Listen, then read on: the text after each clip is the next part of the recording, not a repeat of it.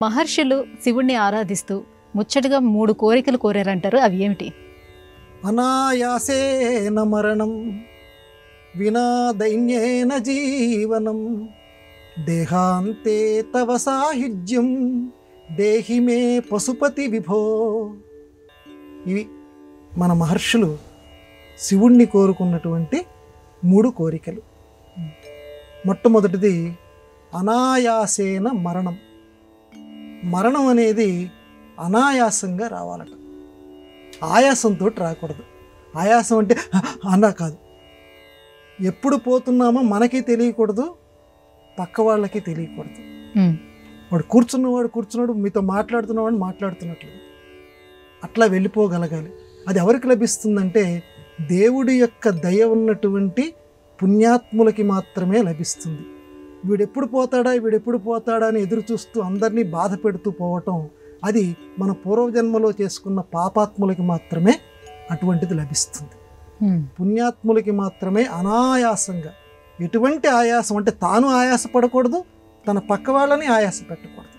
ఎందుకంటే ఆ ఊపిరి వెళ్ళేటువంటి సమయంలోటమ్మా ఆ కష్టాన్ని గరుడ పురాణం వర్ణిస్తుంది.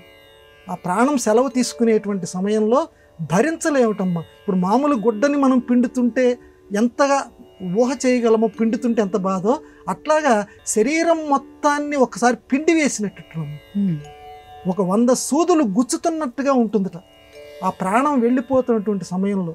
అంటే తెలివి ఉంటుంది మనకి, ఈ ప్రాణం వెళ్ళిపోతుంది తట్టుకోలేవు. అందుకనే అని చెప్పి ఒక్కొక్కరు కళ్ళు ఇలా తేలవేస్తుంటారు, తట్టుకోలేకపోతుంటారు, విపరీతమైన బాధపడతారు. ఆ బాధ రాకుండా చేయవయ్యా స్వామి. మొట్టమొదటి కోరిక మనందరి తరపున కోరారు, మనం కూడా అదే కోరుకోవాలి, అనాయాసేన మరణం. రెండవది వినా దైన్యేన జీవనం. ఎక్కడా కూడా జీవితం అంతా కూడా బతికున్నంత వరకు ఎక్కడ అడుక్కోకుండా బతకాలి. నేను ఎవరి దగ్గర నేను చెయ్యి చాచకూడదు. తమాషాగా చెప్తారు, అది వేరే కారణం ఉన్నప్పటికీ బలిచక్రవర్తి అంతటి రాక్షసుడి దగ్గరికి విష్ణుమూర్తి వామనావతారంలో వెళ్ళినప్పుడు ఆయన చెయ్యి పైనుంది. ఎవరిది?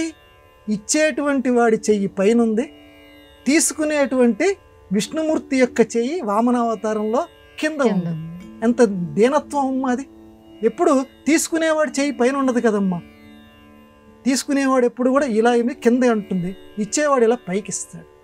అందువల్ల నా హస్తం పైనుందయ్యా, ఇక నేనేమైపోతే నాకేంటి, అంత గొప్పవాడు నా దగ్గర ఇలా చేయి చాస్తున్నాడు అంటాడు బలిచక్రవర్తి. కాబట్టి వినా దైన్యేనా, ఎక్కడా కూడా మనం దేవుణ్ణి కోరుకోవాలట. ఉన్నంత వరకు ఉంటే తింటాం, లేకపోతే లేదు. ఇప్పటికి కూడా ఆత్మాభిమానంతో బతికేటువంటి కుటుంబాలు ఉంటాయి, వాళ్ళకి ఎంత వస్తే అంతే తింటారు. ఎక్కడా కూడా అసలు ఏంట్రా వాళ్ళు గుట్టు చప్పుడు కాకుండా ఉన్నారు, ఎవరిని ఏమీ అడగట్లేదు ఏమిట్రా అని ఇప్పటికి కూడా కొన్ని కుటుంబాల గురించి మనం చెప్పుకుంటూ ఉంటుంటాం. అంటే ఎవరిని అడగరు, వాళ్ళు ఉన్నంత వరకే వాళ్ళు గుట్టుగా కాపురం చేసుకుంటూ ఉంటుంటారు. అట్లా గడపాలి, ఎవరిని చేయి చాపడదు. ఎందుకంటే దూజి పింజ కంటే కూడా అనంతామాచ్యుడు అనేటువంటి వాడు భోజరాజీయం అనేటువంటి కావ్యంలో చెప్తాడు, దూది పింజ కంటే కూడా తేలికట ఈ లోకంలో.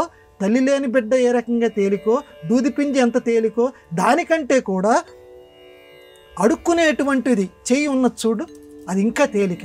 చాలా తేలికైపోతాం ఎదుటివాడిని గనక మనం అడిగితే. అందువల్ల అటువంటి జీవితం నాకు రప్పించకు.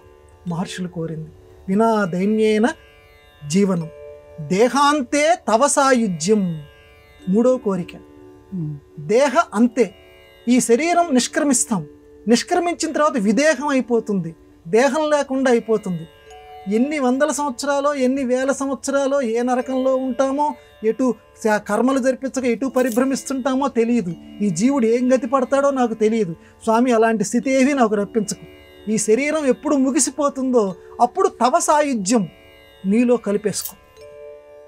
నాకు ఇంకే వేరే ఏం కోరికలు లేవు. అంతేగాని నన్ను కష్టపెట్టకు, నా యాత్రని అటు ఇటు ఏం చేయకు. ఈ 3 మాత్రం నాకు ఇప్పించు.